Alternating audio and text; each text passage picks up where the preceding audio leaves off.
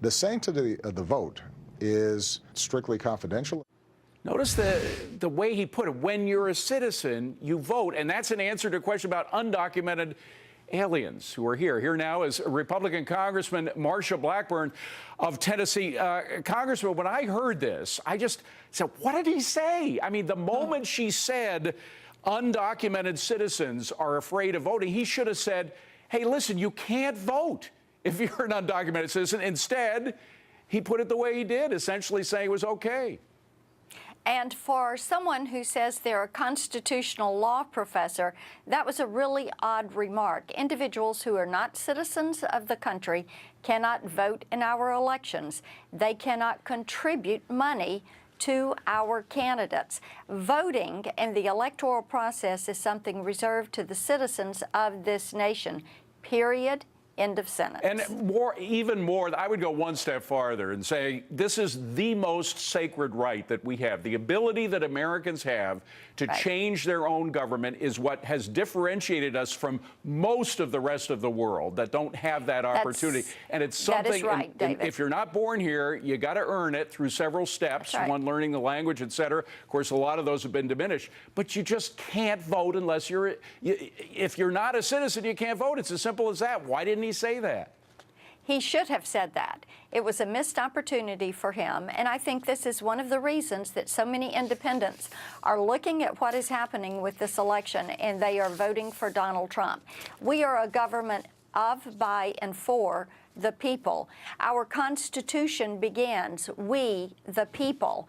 And these are individuals that are trying to come into the country not through the front door, through the back door. They want all the rights of citizenship and even the right to vote. And this is something that has been part of the political argument. We welcome all immigrants who come legally and go through that process that you described. As you know well, and I know well because my wife came here as an immigrant, and she had to work very hard to become a citizen. It took her years to do that. When she became a citizen, she was so proud of the right to vote. That's what really distinguished this citizenship from certainly the place she came from. But there was a process. There was a lot of effort that went into it. By the way, when you look at all the undocumented aliens who are coming here, flooding the border over the past year, thinking that this may be their last chance to get in for a while, you wonder where there's a connection between what President Obama said and this flood of new immigrants. Yes, David, remember in 2012 when the president did the executive order that established the DACA program, Deferred Action for Childhood Arrivals, and we started seeing all of the running over the border, and the coyotes would use that executive order. They would print it out and take it into these villages, and they would utilize that to take money from these parents that wanted to get their children into the country. And now what you hear that they are doing is going down there and saying, look, Trump might win and Trump is going to build a wall, so if you want to get in the country, you better come now.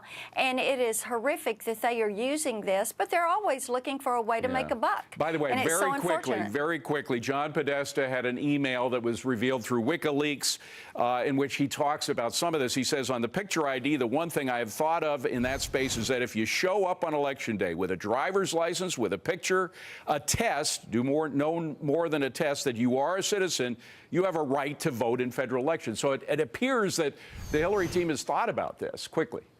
I think they have probably thought about this. They're trying to think about how to get as many people as they possibly can.